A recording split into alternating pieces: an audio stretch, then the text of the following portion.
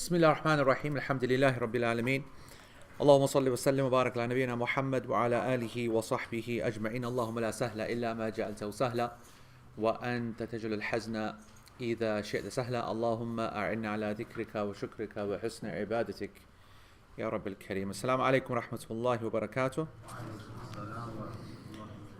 Right folks, so alhamdulillah, back in Cheadle. We are not going to be using the microphone, all right? I didn't like it last time, and it's definitely horrible to listen to online as well. So those folks that are finding it difficult to hear from your side, you can come closer. I think the sisters are going to be fine where they are. So before we start today, a couple of things. Alhamdulillah. So we had the exams, right? And for those who are new students, the exam, of course, is not something which is obligated. This is an easygoing class in that sense, right? We don't want to obligate upon students, but it's a good idea to sit the exam each year, multiple choice, nice and simple, with a huge effort from the teachers as part of logical progression in their preparation of notes, excellent notes, summary notes, brilliant actually, fantastic. And so it's good. And so, alhamdulillah, the cohort for 2023, including the default, so there's a one weekend, and then those that can't make that weekend, then they go for the next weekend after that. We can announce, because obviously there's quite obviously a lot of people sat the exam. If I want to say what was the most popular mark, or the one that most people got, then it was 69%. So 69%, as from what I understand, even though the average is 56.45, that would be the average mark. But we want to congratulate a new winner, because we have some usual suspects at the top, mashallah. But this year, alhamdulillah, Shehnaz Abu Bakr is the one who came first with 85%, and which shows actually that it was a tougher exam. I think it was, Zafar? It was a lot tougher than normal, which is great. The only sad news is that the Americans took the first place. Yeah, Shehnaz is not from Manchester or from Cheadle or from UK. She's from the US. So imagine that, right? Those folks will find it far more difficult to watch live and attend live, whatever. To be honest, there's no good news for the Brits in this at all, because the next four people all got 83%, right? So equal second are four people. Fawzia Saeed from Canada, Ustad Ruhi from the States, Sharmeen from Calgary in Canada, and then Widad Zaman, that is. Not Widad Mizahid, that's Widad Zaman from the US. Our only representative, they all got 83%. Our only representative is Taimur. May Allah subhanahu wa ta'ala preserve him, increase him, make him smash everybody next year. Ameen.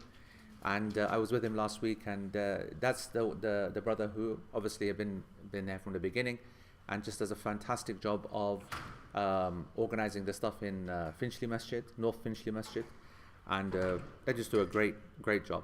So alhamdulillah. And then we got some really good marks again. Sahel also got 80, Bilal got 80, and Qazi Qazi Ahmed who got 78%, UK at last, alhamdulillah. Dina from Jordan, she got 77, and then the rest is here and there, alhamdulillah. In the top 10, we have Pakistan. Gibran was there from Pakistan, and we have Hasiya from Ghana, so she got in. And we have Hong Kong in there as well, although Fizza might be claiming Canada at the moment. So whatever country she's claiming, but I think that Hong Kong is where she's been the longest since Pakistan. So alhamdulillah, that's great. May Allah subhanahu wa ta'ala allow this knowledge that they revise and that they inculcate into themselves to be a source of reward and comfort for them. It's a reminder, folks, that although, we said before that different people sit classes or attend classes for different reasons, right? Some do it because it's a comfort thing, keeping yourself in the game, part of your community, and it's not because you're taking some kind of serious path to knowledge.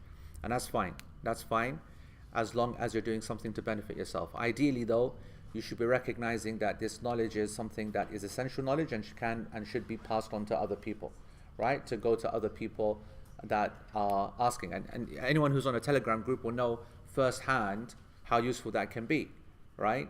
Lots of people asking questions, and you'll see these are the students that you'll see often answering the questions, and excellently. It's very good practice for them to do that, all right? Big shout out to Bilal, for example. Big shout out to Mesa. All of the folks that get involved in the LP group and give that time back from what they've studied. It's a responsibility as well, of course, and it's an honor. Knowledge will do nothing to you except honor you. Nothing. And it will be an evidence for you, as will every other effort in the propagation. You might not be the one who's answering all the questions and spreading the da'wah, but you might help in any other way. And that leads me on to the second part. We always, every year, need some help.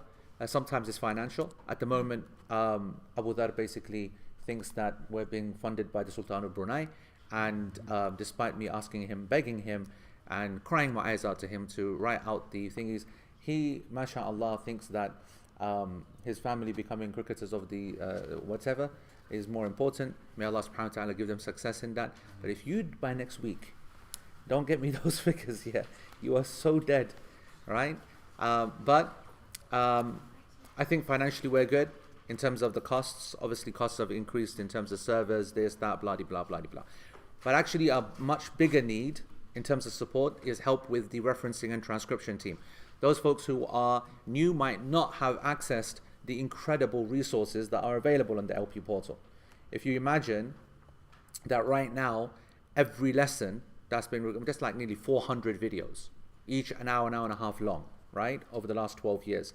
All of them have been transcribed word for word. Can you imagine how unbelievably annoying and irritating it would be to listen to me slow and then go back and did he say this, did he say that, and write all that out. AI can't come quick enough, right? And already, alhamdulillah, some great news that we've got a couple of people, including Ibrahim, our own Ibrahim, who's looking at trying to use AI to be able to automate this process. Of course, it's difficult because we're using Arabic terms and colloquial kind of slang here and there makes it more difficult to then transcribe, but it can certainly make it easier and quicker, right? So we're looking to do that, but we do need some help in that, especially when it comes to just following the instructions of a team that's of course very successfully and very well led by Mesa. Maybe just to check a few things, maybe just to proofread, maybe just to check some references, and maybe just to transcribe. So if you can do that, then Shaz is going to put the email on the portal for you right now. It's lpnotetakers@gmail.com. lpnotetakers@gmail.com. If you can give any time, half an hour a week, a few minutes a week, 1 or 2 hours a week, then it will be put to good use. And a shout out again, may Allah subhanahu wa ta'ala reward the volunteer team, the transcribing to reference team. I mean, this class is only as successful as they are. This is easy as pie, just reading straight out of a book. But to do all the back end work, missions. To be someone like Mesa who's sitting there with lots of queries and waiting for me to get back to her, and then it's a lot of stuff that happens in the background. So may Allah subhanahu wa ta'ala reward them all, and hopefully give you the motivation to do this as well, because if you look in the last couple of weeks, in this community, obviously we've felt it very real. We had Uncle Habib Rahman who passed away, alayhi rahmatullah. We had our own Shazad Amin's father, Dr. Muhammad Amin, who passed away, rahimahullah. And we also had Dr. Ahmed Abu Zaid, who's a great friend of this masjid and a personal friend of mine. His mother passed away a few days ago in the States, rahimahullah. And that's just in our local community. Then you go and look at the situation in Libya. Then you go and look at the situation in Morocco. And all of these, of course, are just reminders that life is finite, life is short, and stress is high. And when stress is high because life is difficult, life is expensive, and the rest, you can sometimes lose sight of what it's all about. Whether you get stuck in the dunya or whether you forget death, it doesn't matter. And these reminders come to remind us that that we need to be swift and more urgent in gathering together in our accounts something that's going to count for us when we meet Allah subhanahu wa ta'ala. Every single voluntary effort that you do, every single charity that you do with your time, that's the irony, right? I'm asking you to be charitable with your time, charitable upon yourself, charitable on your time. I don't want a penny at the moment. I think we're good financially. It's hardly ever actually the money, right? It's always the time. It's always the time. That's the real kind of thing. And then that's not just for this effort. I mean, be charitable to yourself. Charitable to yourself. Put sadaqah upon your own scales. All right, folks. So I think we are.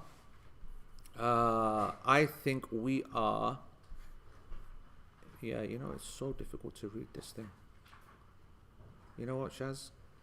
The link's on there. Just click on the link. The first comment. The link's on there to the PDF. On the comments. Go to the comments. First link. Just click on the link. New course notes and translation. Yes, got it. Right. So, we are today doing the section of Fasl. This is, if you look at the notes, then the class notes, which you see the link, the first comment in the portal, Shazad has put that. Or if you've got the eyesight, because it's very, very small, that's something we should look at, by the way. It pops out. Oh, it does, yeah.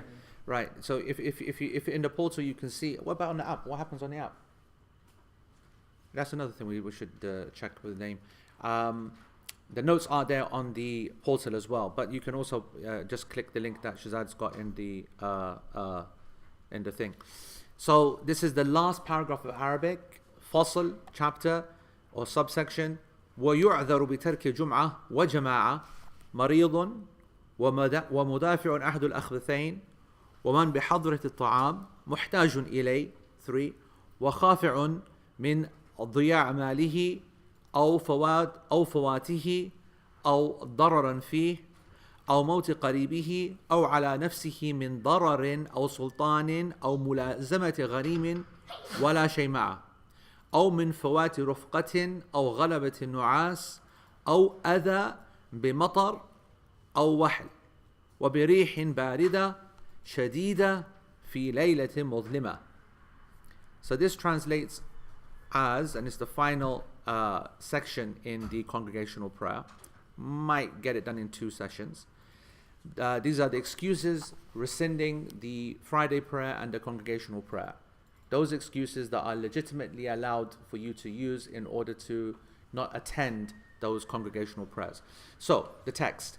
One is excused from attending the Friday or congregational prayer when he is sick, number 1. Number 2, is holding back urine or feces.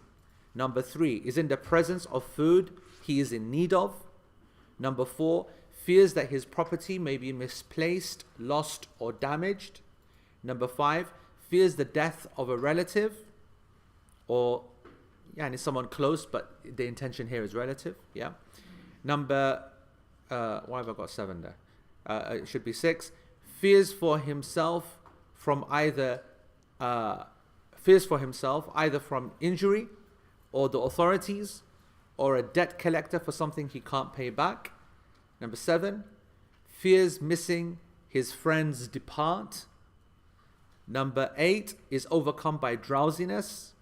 And number 9, fears being harmed by rain, mud, or a strong cold wind in the dark of night. So these are what our Imam al-Hajjawi, the author of Zad al-Mustaqni', this text, that's what he's put forward as legitimate excuses to not attend the Jama'ah and the Jumu'ah. Alright?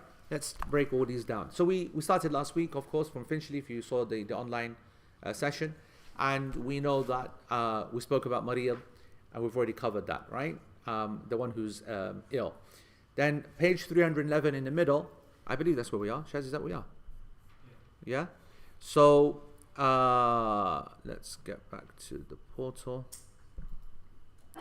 So, وَمُدَافِعُ أَحَدُ الْأَخْبَثَيْنِ, the one who holds back the 2 akhbath, the filthy things. And by that it means urine and feces. Filthy because they're both najas intrinsically. right? They're both substances, and they are they're najas, they're filthy intrinsically, but that's not just what's intended, right? But at the same time, wind is intended, and sometimes, as Shaykh Uthaymeen makes the point here, he goes that that's actually far worse.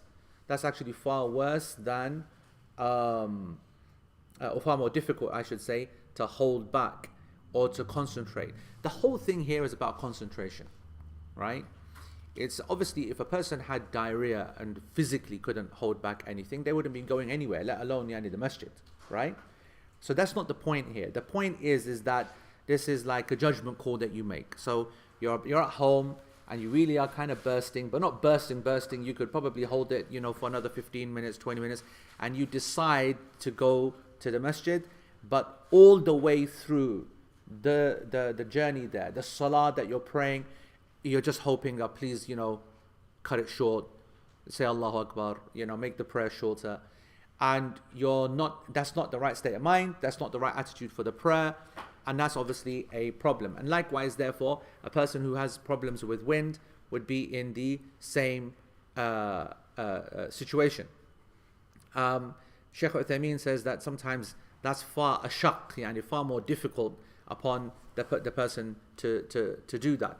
What's the evidences for this? That a person can simply, for the sake of needing to go to the toilet, can miss something as important as the jama'ah and the jum'ah. The Prophet ﷺ said in authentic hadith, "La salata bihadrati at-ta'am." There is no prayer in the presence of food. وَلَا هُوَ يُدَافِعُ الْأَخْبَثَانِ. And or whilst he is holding back يُدَافِعُ الْأَخْبَثَانِ. How did we translate that? What did I say? Holding back the what? Holding back the urge to defecate or to urinate, I guess, right? There's no nice kind of easy translation on that. So this hadith makes it clear and compares, and in this hadith you have the evidence for the food aspect and the needing to go to the toilet aspect. And so it's clear it's not about the feces and it's not about the food, it's about what's happening as a result of not eating and what's happening as a result of not going to the toilet. Your mind is completely dominated by those two things. And we know that from personal experience. So first of all, we don't need to understand or try to understand that hadith. The hadith is very clear, so that's the first evidence. It's a nas, it's a text. The second evidence is what I just said, which is that if a person is trying to hold himself, those urges back, then his heart and his mind is completely dominated by that. And I kind of mentioned this last week, this principle that Shaykh Uthaymeen expounds, which is a fantastic principle. I'm going to translate it word for word so that you benefit from this. He goes that that when a person is controlling an urge that he's thinking about or she's thinking about, right, going to the toilet and holding back and the food, whatever, then the heart is now not focused on the prayer. And this is a deficiency in the intrinsic act of ibadah itself. And if you think about it, he says to leave the jama'ah, right? To leave the jama'ah is a deficiency in the outside of the actual act of worship. What do I mean by that? That the prayer is still valid if you pray at home, right? So if you didn't go to the jama'ah, the prayer is still valid. So it's a deficiency in the entire structure, in the entire experience, but it's not a deficiency in the actual act of worship, which is the prayer. It is a deficiency in how that act of worship should ideally be offered.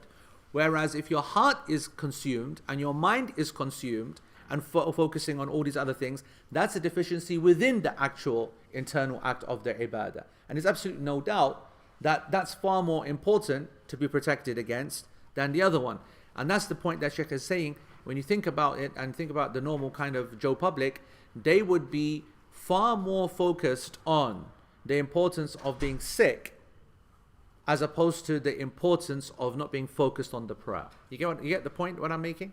So even though both are legitimate excuses to not go and pray in a jama'ah, people would take this one lightly.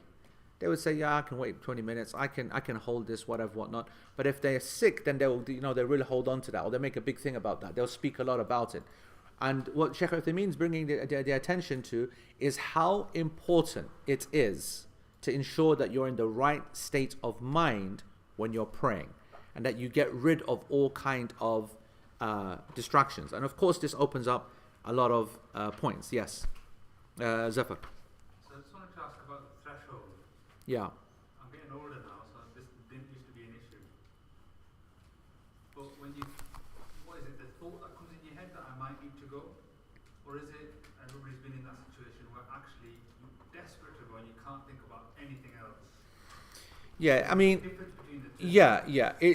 So the question is that what is the threshold for this? What are the regulating standards or guidelines for something like this, right? And that's obviously a popular question on this matter from day dot. And there's no real answer to that. The reason there's no real answer to that is a couple of reasons. First, there's no evidence for the answer, right? So in a second, Sheikh Uthaymeen is going to come on to the issue of food. And he's going to be asked the question about, well, how much food, right? And I want to speak about a few other things as well. But on the food point, right? If there's like a great meal, are you being dominated by the fact that it's a great meal? Or are you being dominated by the fact that you're starving hungry? Both of which you could deal with by 2-3 quick bites and off you go, right? And therefore, should we as scholars then say that, right, you are not allowed to use this excuse every time and then sit down and have a 3-course, dinner? Or or the opposite. We say to the people that you're only allowed to have 1 bite to just basically get rid of the hunger. And as Sheikh Uthaymeen says, there's no evidence to restrict this to you're only allowed 1 bite. He goes, that's the kind of thing that scholars, and we would have the opinion of Maulvis and scholars that that's what they would be doing. Make everything haram upon us, therefore, you're only allowed to have 1-2 bites, but you can't sit down and take it easy. Sheikh Uthaymeen is saying this is not your role to be, restricting and to determining what is and what isn't. The hadith is there. It's an excuse. It's a way out for people when that situation occurs. And people have to take personal responsibility. People have to take personal responsibility. Now, when you mentioned the fact that, when you get older, then there's more, a chance that it's happening, especially with the toilet and so on. An interesting point is as I've got older, I'm starting to realize that being more conservative and stricter on this issue is possibly a sign of immaturity and ignorance. I remember when I was younger, right? We're talking like 20 years ago, 10, 15 years ago, 15 probably years ago, when I used to teach this hadith in some of the basic texts or whatever. I'd be like, yeah, you can't take liberties, you can't take this, you can't take that. The truth is, as I've grown older, you kind of like think to yourself, well, you know what? People aren't as silly as they are, aren't as foolish as they are, and they are aware when they're taking liberties or not. And at some times, we should just let the hadith speak for itself, let the person know the score, and then tell them that, if you need to eat, the hadith doesn't restrict it. Have your full meal, take the time, eat it properly, and whatever. But, Allah knows, what's going on.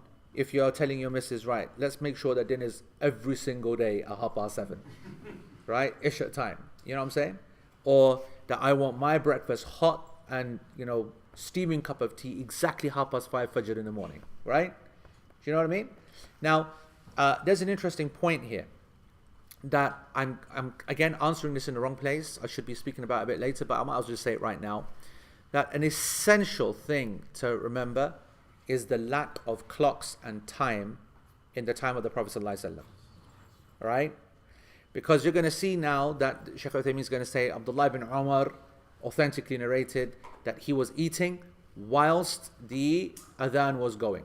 Right? Now, the importance of that is that the iqamah follows very quickly afterwards, meaning that he wasn't in the masjid. Why is that important? Because Abdullah ibn Umar also authentically narrated that he never missed takbiratul ihram. He's always there early, right? Therefore, this is an evidence that from the height of understanding is that a person who has food in front of them, they should focus on the food. But I point to you that out of all of his lifetime, we see this one time. You get what I'm saying? We didn't see 15 different narrations on 15 different occasions that he's doing that. But even if there were 15 different occasions, I want you to put yourself in their shoes. What do we do? When you're getting ready for Salah and you're getting kids ready, whatever, whatnot, everybody knows very clearly, 7:20 guys, we're leaving the home. Everyone knows, right? Isha is 7:30, we're leaving 7:20, everyone's got a clock, everyone's got access, you can plan everything out, okay? Now I know that people who live in the rough and Bedouins and whatever, they become also very accustomed to time. They can tell you how long 2 minutes is, they can tell you how long 10 minutes is, because of just their, not dependent upon time, but being so in connection, in touch with themselves. However, the adhan is not some kind of robotic, artificial, fake reality like it is today. It's not based upon a clock, right? Exactly, you see people here, when it hits that time and there's no one doing the adhan, everyone's like looking around like, what the hell's going on, right? They don't realize that at the time of the Prophet ﷺ, some of them will be like, is it in? Give it a few more minutes. Has it changed? It's all observational. Is it dark enough? Are we sure? Let's make sure, just wait a bit. Are you sure?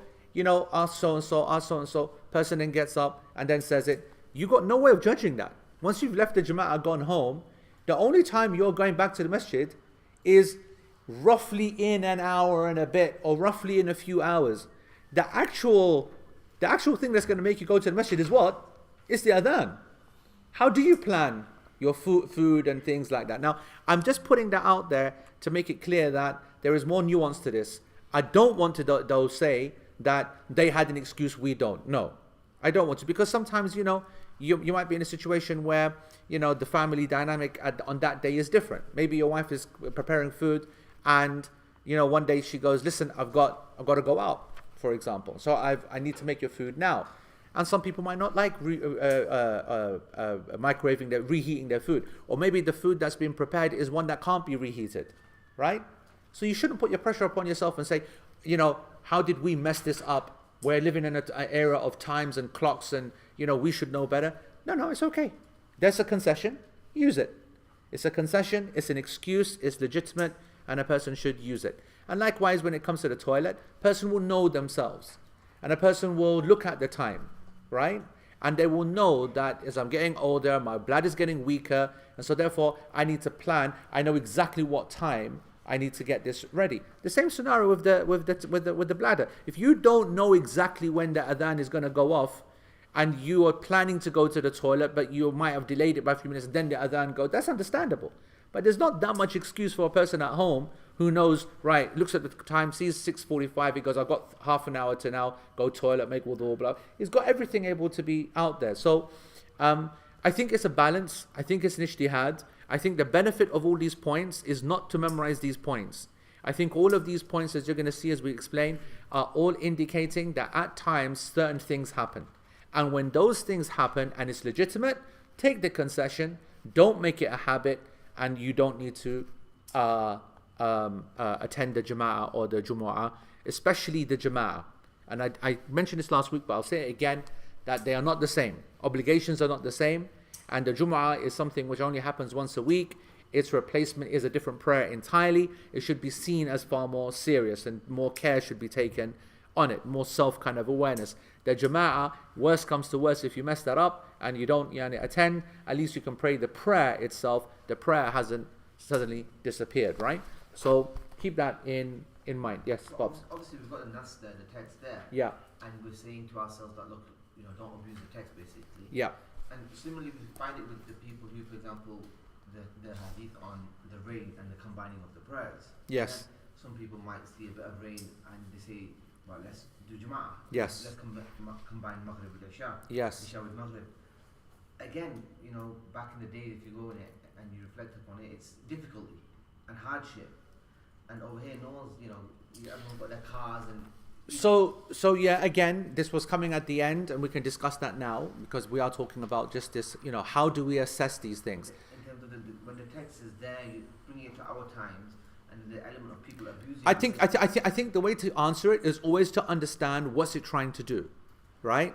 So there are some scholars, by the way, an absolute minority and two rightly, right? Who said that actually these hadith indicate that it's the rain itself which is the illah, which is crazy. Which is crazy, because if you believe that, then one drop of rain is enough for you to then say, I'm not going out or to the masjid, or if I am at the masjid, I'm going to combine, whatever. It's obviously difficulty upon the musallin and hardship, and we have evidences for that.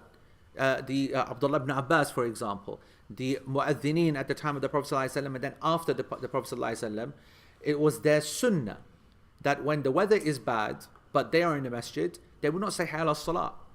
They would say hayya al-salah, they would say hayya al-salah, hayya al-salah, hayya al-falah, hayya al-falah, sallu fi rahalikum, sallu fi rahalikum, Allahu Akbar, la ilaha illallah. Right?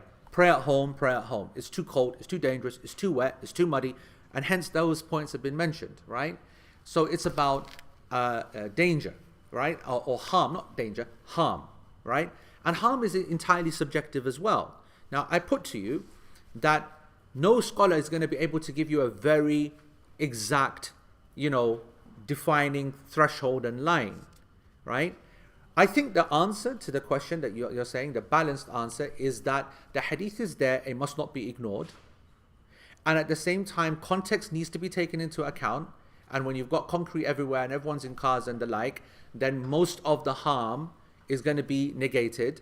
However, it doesn't mean that all harm is negated. A lot of rain can make very difficult driving conditions, right? If we said, for example, snow, everyone would immediately kind of say, yeah, that's okay. So again, it's so subjective. Some people will have snow chains on their tires. People in Sweden, you can imagine telling that to people in Sweden and Denmark. We're having a field day, right? They go out in Canada, for example. You look at Canada, minus 30, minus 40 in their winters. They're all having to keep going to the masjid. People get used to different levels of difficulty.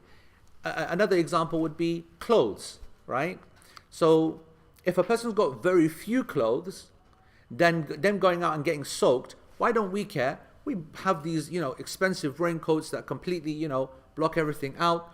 Or even if we don't, the clothes get soaked, so what? Go home and chuck it down to the thingy and wash them and put on a whole brand new thing. Back at the time of the Prophet ﷺ, the majority of the companions only had one dress. Only one dress, right? And in the hadith in Bukhari, a lot of them used to interchange between what they used to eat on, dastarkhan, and using that as the whole ihram idea, by the way, people thinking it's a hajj thing. It's not actually. The whole concept of izar and rida, that style of clothing, is an actual style of clothing that you can dress with just simple sheets, right? So harm is relative, definitely. And Shaykh Uthaymeen is going to say that he goes, obviously we can't compare. He goes, so the issue of mud that Imam al-Hajjawi brings up, obviously because at that time there were no paved roads, concrete, bricks, tarmac, right? He goes, so that's not relevant to us. He goes, but there are still people, like when I go back to the village, right? Forget village, in Egypt, by the way, just in Egypt, even going to, in the middle, we live right in the middle of, Cairo, right in the middle, next to the Nile, built up, and next to the university, blah, blah, blah. But the roads are very rough, still. And you can't just go straight onto the tarmac kind of part. You got to go over a little bit of sand and a little bit of this, that. When it rains, it goes mental, right? And light rain, splattering everything and puddles everywhere, blah, blah, blah. And so the hadith are in play. They're to be applied when needed. There's no reason for us to kind of, question people's motives too much. But clearly when we're in a, your masjid, yeah, and there's only paved roads around it, the only people that go to that masjid are the two roads that surround it, then there's a blag there, isn't it? People know when they're blagging it. All right. The third point Sheikh makes, he's now talking about the justifications, the reasons why it is a person is excused from the jama'ah if they're trying to stop the urge. They've got the urge and they're resisting the urge to go to the toilet. We said one, the hadith. We said number two, the principle that the heart itself has to be in tune of the prayer. And I think I want to just add to that, therefore, it's important for us to take the prayer more importantly. I would put to you, including myself, that our dominant relationship with the prayer is get it over and done with. And so if there's something important that you need to get done, you kind of like, it's like the opposite attitude. So you want to focus on the thing that you want to get done. So let me get the prayer out of the way. And you're getting the prayer out of the way whilst thinking about the thing that you got to get done. And now you got it out of the way, now I can focus on the thing that needs to get done, which is a shame because it's got to be the exact opposite. Right? Now, I'll use myself as an example. If I am at work, for example, and I see a message or an email that I know that's from someone that I've told that I need to get back to them, and it comes up, I will absolutely delay the prayer to respond to that email because I know that I'll be thinking about that email or that task or that specific thing. So this is not just linked to the toilet. This is linked to ensuring that your prayer is not affected. You have to magnify and exalt your prayer in your heart and mind. You've got to make it more important than it already is. However important it is in your mind right now, it needs to be far more important. That's what I'm saying. At the moment, it's a get out of the way thing, get through the day thing, right? And it's only going to get worse because in winter, the prayer becomes tough 3 times in a working day and it becomes like an obstacle that needs to be passed. I put to you that you need to think about the way you rearrange your day to make sure that it's not seen in such a minimal way. So that's the second evidence. The third evidence for why a person should not take this lightly is because of the harm to the body of doing this. So what Shaykh Uthaymeen is saying, a person shouldn't go to the masjid like that anyway, trying to resist that urge, because it's harmful. And it is harmful. I don't know how much. There are times pelvic exercises, what are they, pelvic floor exercises, what they call them? Yeah? That's needed to try to bring bladder control. Go on, Zafar, I've given you enough of intro there. Take over. How good or bad is it? Training yourself, holding back the urges. At what point is it harmful and what point is it not? So, I mean, pelvic floor exercises, these are important these are the muscles, tendons around your bladder, which in women especially is weaker after pregnancy. Yeah. That's the advice we give them, that they need to strengthen those. So it helps you to hold it in. But the whole point is that your bladder, your ureter and your kidney, this is a plumbing system. When you urinate, you're allowing things to pass. Perfect. If you don't allow it to pass, it's going to back up, and where's it going to go? It's going to be harmful to the... That's the perfect summary. People today might kind of try and say to you that this is beneficial for you to become stronger, you know, that to practice and to be able to kind of hold it in, develops your sphincter muscle, develops your bladder, develops, you know, whatever. The truth is that it's the opposite. So the few advantages and benefits that might be there are time limited, post-pregnancy, gender limited. It's not a normative position. This is al-akhbath. It is something disgusting, not just in itself, but also to the body. It is poisonous to the body. It's the waste products of the body. And the whole point of the system of the back and front is to get rid of it. And you blocking yourself up is not good. And so Shaykh Uthaymeen is saying that you can't harm yourself. You can't, and this is true to harm yourself. He makes an interesting point. And he says that in the same vein are contraceptives and the like taken for delaying periods, right? He said that we should look at this. Now, this is obviously something that people know very well, those who are who join me for programs, especially Hajj and Umrah, in that using, for example, drugs like norethistérone and the like to effectively hormonally try to change conditions, right? I've always said, those people know very well, I write a very detailed kind of email to all the people who go, I'm not a fan of this. I'm not a fan of the concept. I'm not a fan of the impact of the drug on the system. I'm especially not a fan of the confusion that it creates, right? I'm a fan of people trusting their system. Now, obviously, the problem is very easy for a man to say that. That's the problem. Guy has no idea. You've gone and paid 10 grand, you've gone and paid 3 grand to go to Umrah, waited 5 years, 10 years, and your period has come at the time, you know, hardly anybody's got now a 5-day one. Times are changing, diets are changing, everyone's in for 7 days, 8 days, or it's all over the show. And they're not going to be able to then pray in Masjid Nabawi, you know, you're so peaceful, so serene, whatever, and the girls are stuck in the hotel room, right? It's like, there's a reality, and then there's, you know, something else, which is fake news. And That's why I do go and give them advice that if you do want to do it, you need to start early, but it's not a good thing. Clearly it's not a good thing. Now I just want to give you guys an insight into Hajj this year. In Hajj this year, obviously it was a big group, and therefore loads of women, obviously, and a huge amount of women, nisbiyan relatively, I mean, were on the various pills to do this. And honestly, never have we had a more stressful year ever, whether Hajj or Umrah or any experience I've ever had, where it's been related to menses control. Never. I want to say almost without exception, every single sister that took, whether it's northisterone or whatever drugs they took, at whatever dose, it failed. It failed because this year the heat was madness. And it was like, touching 50 degrees at different points. Add all the physical exertion, this, that, whatever. The body was rejecting any kind of artificial attempts to try and, control the situation.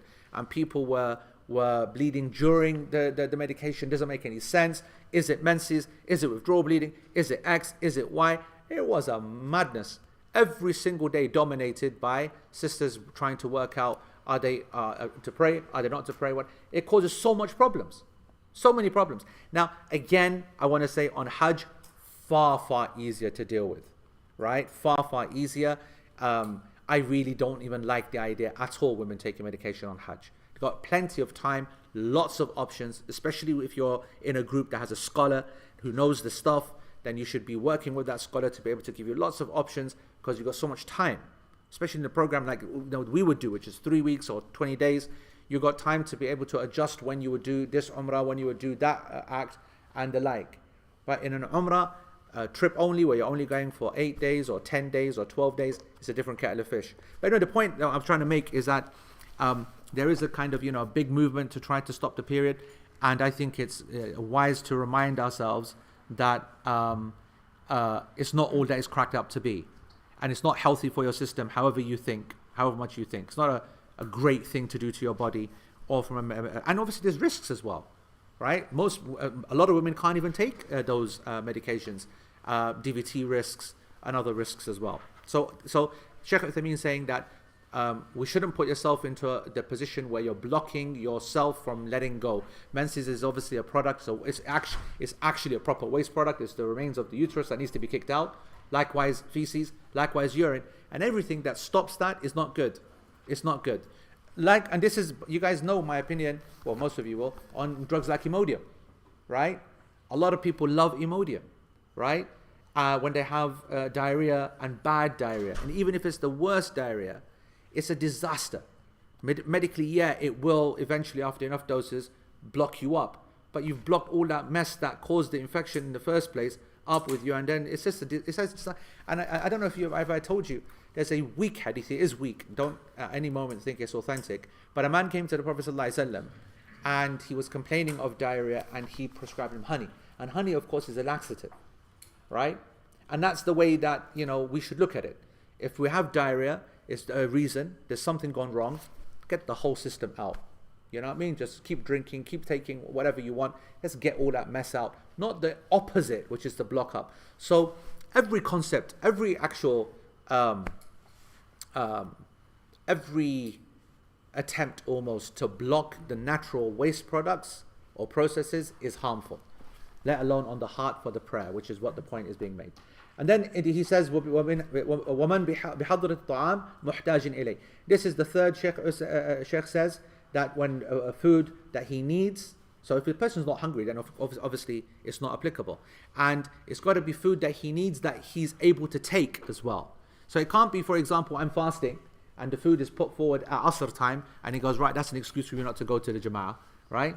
Bro, you can't eat at Asr anyway, right? So get yourself off to the Jama'ah for Asr, right? Now, if it's served at Maghrib time, then, you'd say, okay, as a once-off. But if it's happening on a regular basis, you'd have to say to yourself, listen, right, in Ramadan or something, we've got to have a system here. We can't have the Jama'ah all the time being messed up. So let's have it before, or let's have it, or let's delay it to a certain time afterwards, or whatever. But the point is that It's got to be a food that he needs, and it's got to be a food that he's permissible to eat.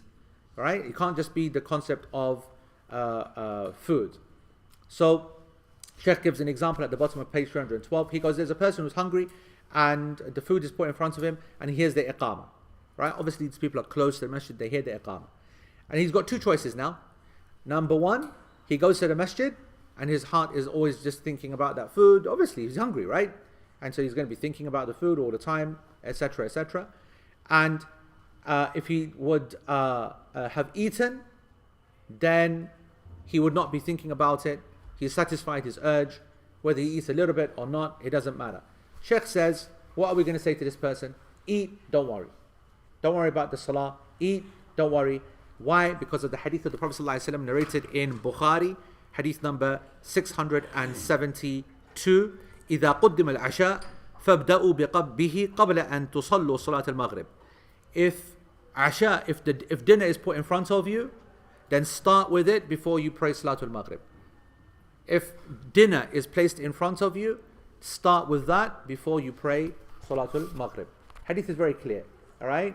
When the food is put forward, then you put that like that. And as I said, also narrated by Bukhari, that Abdullah ibn Umar himself was also in that situation where he heard I said the adhan, يسمع قراءة الإمام. He heard the recitation of the Imam and he carried on eating. I thought it was the adhan. It was the recitation of the Imam, وهو يتعشى, and he was eating his dinner. And that's knowing that Ibn Umar radiallahu anh, أشد الناس تمسكا بالسنة. He was someone who, Abdullah ibn Umar, very, very strict on timing, prayer and everything, but also very strict on following the sunnah. Meaning that in his example, we're being taught a lesson as well. Okay? So again, he said that, well, how much should you eat? Do you eat until you're full, or do you eat only a little bit? He goes, Shaykh Uthaymeen says, نقول لك أن تشبع. It's up to you. You're allowed to eat up to your fill until you're not hungry anymore. No problem at all. Okay? لأن الرخصة عامة, because the concession is general. It's not a restricted one. Hasn't got conditions. Hasn't got quantities and amounts. It's a general concession that you can take. The hadith says, إذا قدم العشاء. If the dinner is put in front of you. Dinner. Didn't say part of a dinner, 2 spoons of the dinner, only allowed to take 1 handful. Dinner, which is a whole, meal and everything. And Sheikh says, obviously, what I just mentioned about, it's got to be halal. You've got to be able to eat it. And he goes, another qaid, another condition that we should put, another restriction that we should put is that it can't become a habit. Okay? لا يجعل ذلك عادة بحيث لا يقدم العشاء إلا إذا قاربت إقامة الصلاة. That person's only basically putting out the food at the time of the iqamah. Today we've got very little excuse for that. You've got to plan better. Previously, it's very, very different. No lights, don't forget. Okay, expensive to burn the wax. Darkness all the time. Utilizing time is a pressure. It's not as easy, for example, to say, what would we say today? Yeah, I'll have it at 10 o'clock. I'll have it 11 o'clock. Salah is at 7 or 8. I'll have it later. Bro, no bajis hanging around until 11 o'clock working in darkness in midnight, no light whatsoever. And no bajis awake at that time. The sunnah is to go to sleep straight after Isha. You get what I'm saying? Now, a lot of the time, we are eating all our meals after all the prayers are done. In fact, we're doing a whole load of things after all the prayers are done. So context is important. Action and activity is very much linked to daylight. And in the time of the sunnah, the darkness is either asleep or ibadah. No work. Because you can't work. What work are you going to do in the night time? And that's a fitra type of sunnah, which even though, and I'll be the first to put my hands up and say that, 24-hour shop is a life saver, 24-hour shopping and Amazon, whatever, and I'll be the biggest hypocrite if I try to, blag that one. But that's the world we live in. We've been conditioned to that, right? I know that, there's so many places you go to. Aqsa, which we're going to next week, inshallah, is one that you always complain about when you're there. But it's only because you're there for 5 days or 10 days. I remember when I used to go to Ottawa, for example, I used to find the same thing. There are certain cities that completely close down at 8, 9 o'clock. Nothing to be found anywhere. And when you're coming from a city that you're used to eating at midnight, ordering at 1 o'clock in the morning, you're thinking, what kind of backward bakwas is this, right? And when you go to Aqsa, everything closed, no food available after like 7:30, 8 o'clock. It's like missions.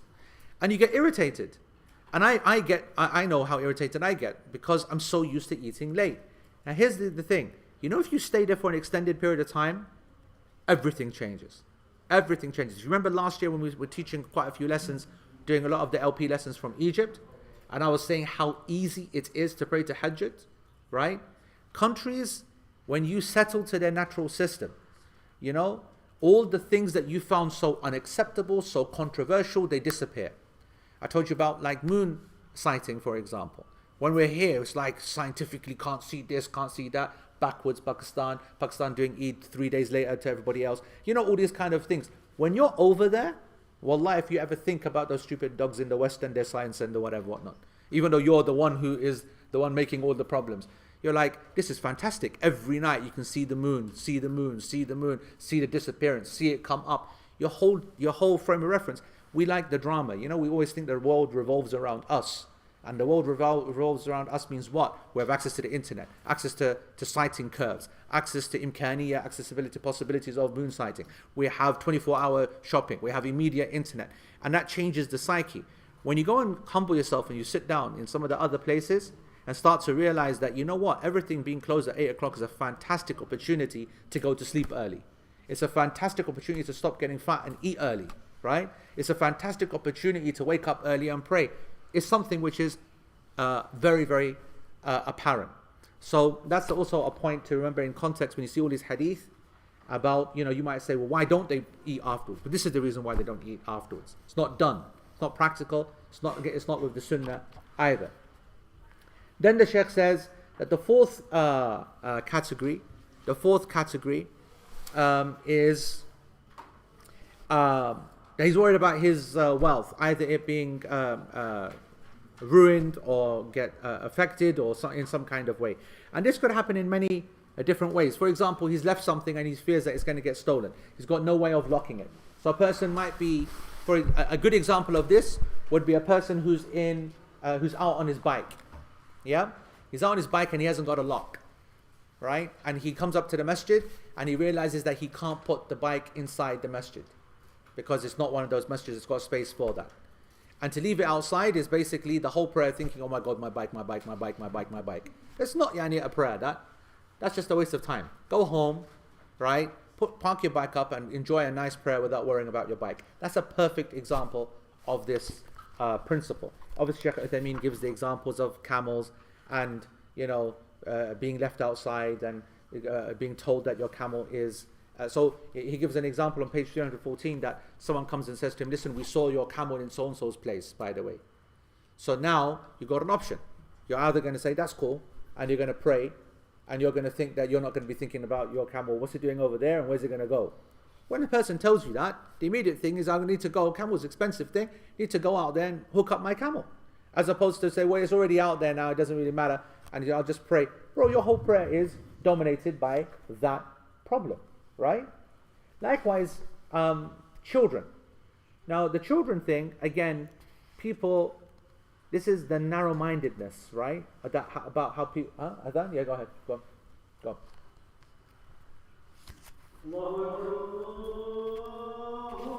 Allahu Akbar, Allahu Akbar.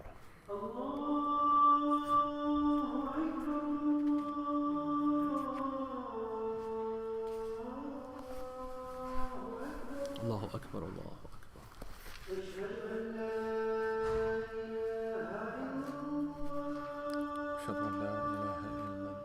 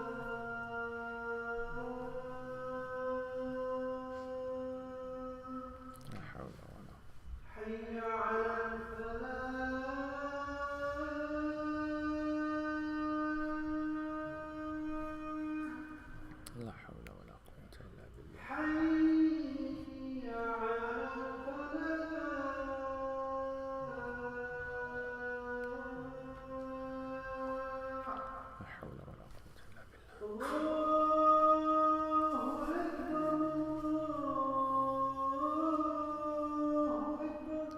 Akbar, Allahu Akbar.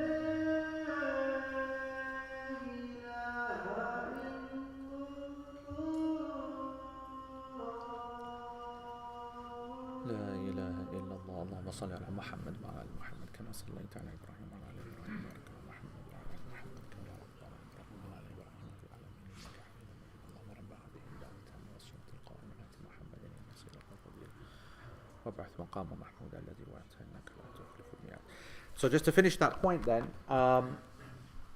and so a person obviously to be able to be focused on the prayer, not be worried about various things, is the illah here, right? And he gives an example of the person who now a person who might fear some loss in wealth. So now this is not the classic of something gets stolen, but a waste of money. So for example, a baker who puts the food into the oven, right, and knows that if he goes to the jama'ah, it's going to get burnt. So he needs to be there. Now, this point is important because actually Imam Ahmad, in some question and answer sessions, which are known as the Masail, right, and you have a couple of narrations of the Masail of Imam Ahmad, right, from different students of his, some more authentic than others, but all very, very interesting, where he's put lots of questions and the answers are being written. He gave the concession to a baker, for example, to be combining the prayer, right? Think about that. A baker that, you know, the classic baker, the one who's doing the back home, you know, the naan and the bread and whatever. And what's important here is to realize that what Shaykh Uthaymeen is saying, and he adds a point, he goes, but it's important that this, you know, he goes, لكن يؤمر الخباز أن يلاحظ وقت الإقامة فلا يدخل الخبز في التنور حينئذ. This is interesting. You see, Shaykh Uthaymeen says, you know, it's allowed for him not to go to the jama'ah and to ignore the iqamah because he don't want to burn his bread. But it's important for him to note this time of the iqamah so he doesn't put the bread in at that time. And that's what we would all say. Look at the answer of Imam Ahmad. Imam Ahmad, it's not here, this is something I remember from reading it in the Masail. Imam Ahmad said, but actually the questioner made it more specific. The questioner said that if a person is in a scenario where the only time that he can sell the bread is, you know, just like rush hour. You know, when people are going home from work and they all descend on the thingy because they're taking it fresh. You know, people don't buy it early, they buy it warm to then take it and eat with their dinner. And so if dinner time, where you're producing the batch for your best sale of the day, is linked to that exact time every day, because it's not going to change, is it? Right? It's dinner time. And Imam Ahmad said that this is a person who could combine as much as possible, avoids it, but if needs to be, then he can. Which is the same answer. This fatwa, by the way, that I will use to allow a surgeon who is constantly doing a long surgery on a Thursday in session, or a pilot, for example, who is constantly, as part of his permanent job, in a scenario that at least 1 or 2 days of the week, absolutely regular every single week, he's going to be in a scenario where his fundamental job does not allow him to pray on time.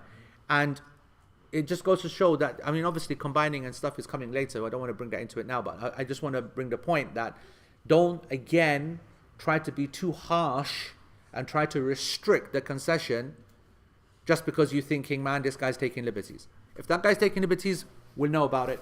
Allah knows about it. We don't need to worry about it too much. But it's just an interesting parameter. And Shaykh Uthaymeen says that also there's no difference between the amount of wealth being a little and a lot. It doesn't need to be that, oh, the risk is a lot of wealth being lost.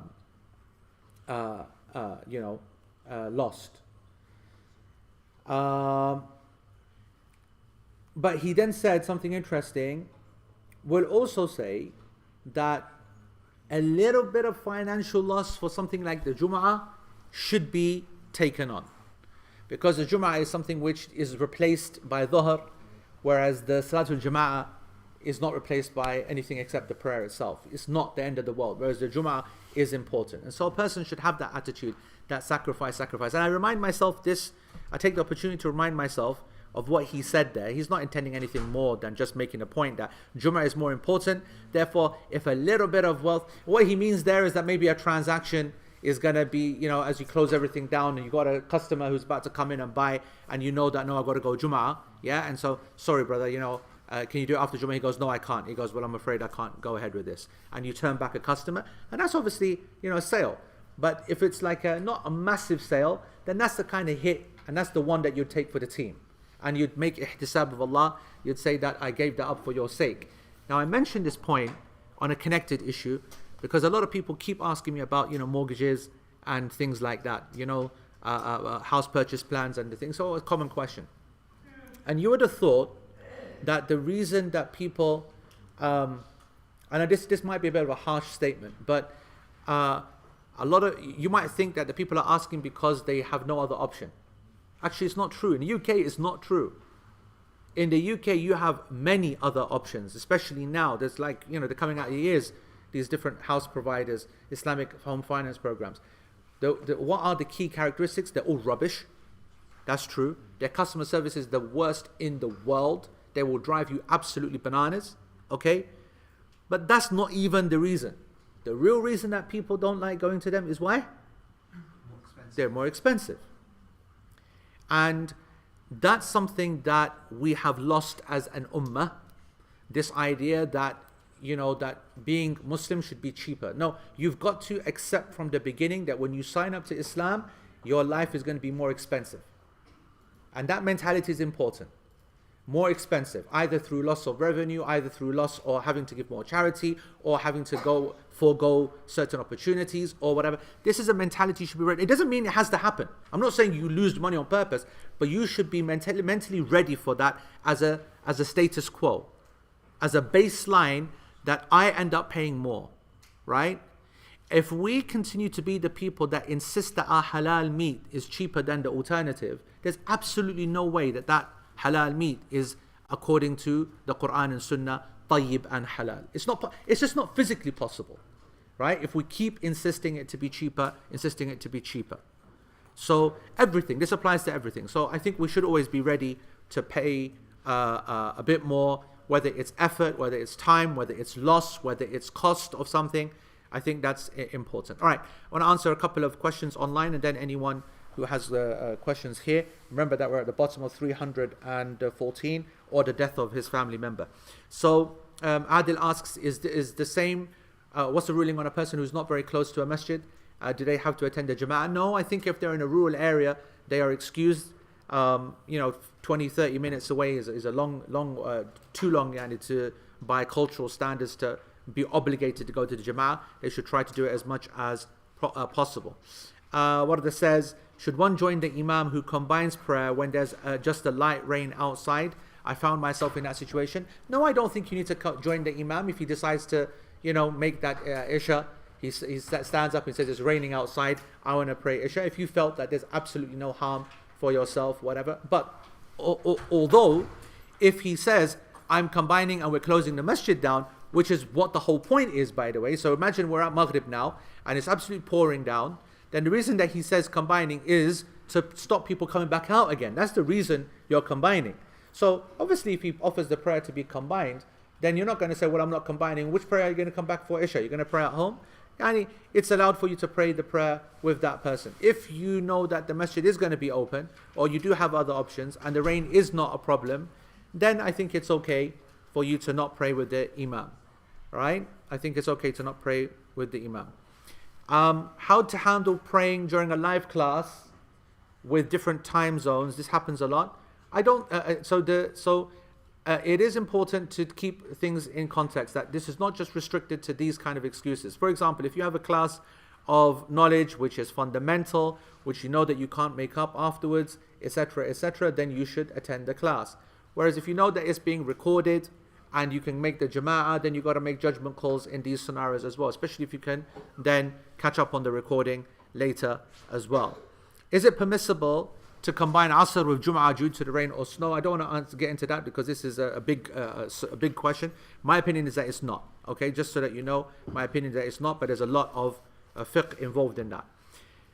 Amin asked the question, could you use this example for parking on yellow and double yellow lines? Absolutely. Absolutely. This is an excellent example, right? A person shouldn't go to the masjid and park on single and double because that prayer is basically nothing. Oh yeah, I mentioned children, right?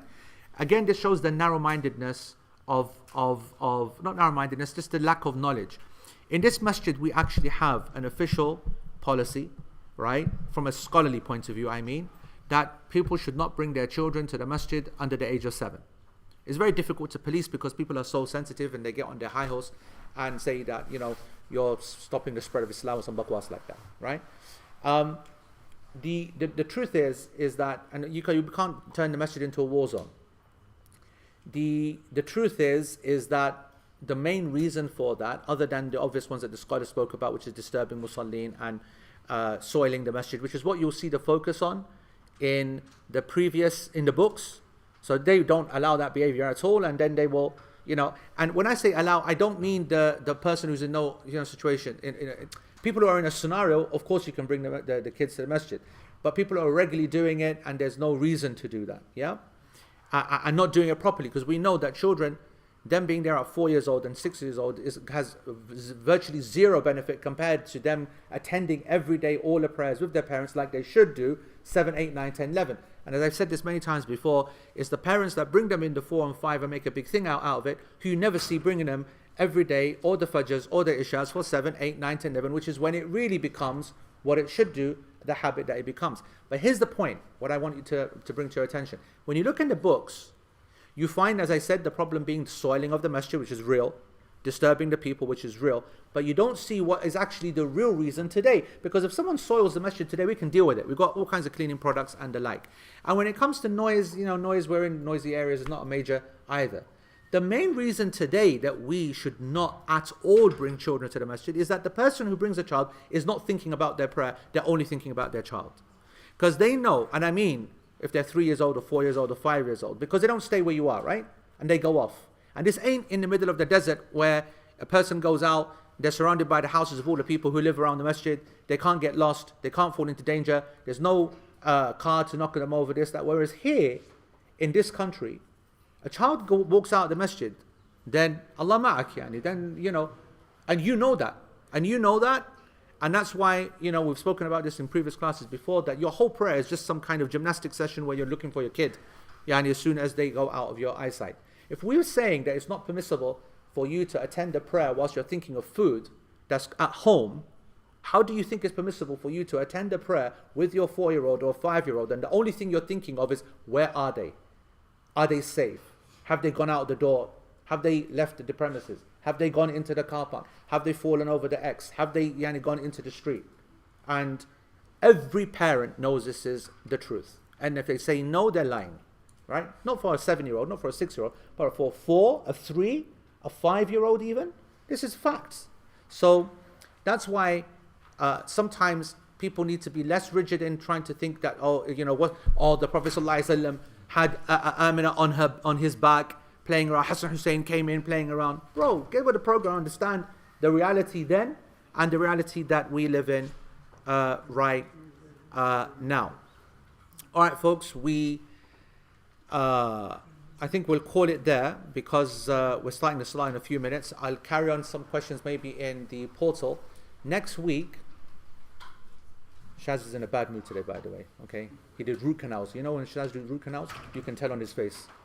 He hates root canals, bro. Real work, basically. I messaged the chief today, isn't it? I said to him, Chief, how many root canals do you do? Whatever. He goes, yeah, knock them out, this, that, whatever. He goes, go to Nihad. He goes, he's the root canal specialist. I go, Shazad, and he absolutely kills people over root canals. Right, anyway, what are we saying then? 7:30 next week, are we going with it? Saeed, when are we going to get to 7:30? Isha, yeah. Are we on a 15-minute all the way to...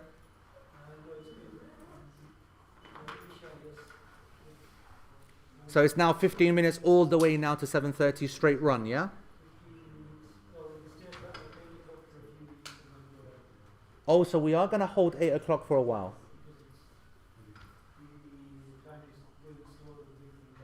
Right. So then we might as well then. Yeah. Next week only, yeah? Right, so next week then, our lesson's going to be 7:30 online. Okay, 7:30 online. Where we are here. The time is on the notice board anyway. Yeah, on the portal and on the app, the times are all there, all accurate, everything. Just check there. But 7:30 online. Obviously, we're here in Cheadle, so straight after Maghrib, basically. So we'll see you guys for Maghrib next week. Jazakumullah khair. Subhanakallahumma bihamdik. Ashhadu an la ilaha illa ant. Wa astaghfiruka Allahumma wa atubu ilayk. Wa assalamu alaikum wa rahmatullahi wa barakatuh.